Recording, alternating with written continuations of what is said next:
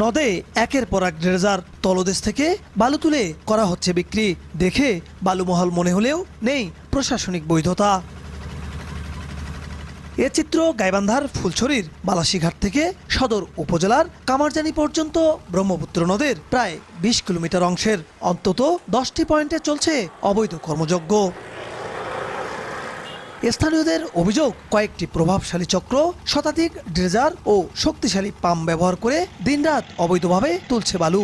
এতে অনেক স্থানে পরিবর্তন হচ্ছে নদীর গতিপথ, অনেক স্থানে তীব্র হচ্ছে ভাঙন, বিলীন হচ্ছে বসতভিটা ও আবাদি জমি। ভুক্তভোগীদের অভিযোগ, অবৈধভাবে বালু তোলার প্রতিবাদ করলে হতে হয় হেনস্থার শিকার।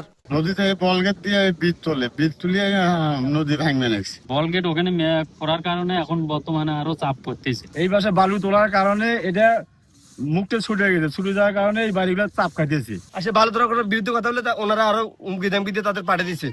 উল্টা পাল্টা বলছে যে আমাদের দেশে এই করছে সেই করছে, অথচ বালু তোলা বন্ধ করতে পারেনি।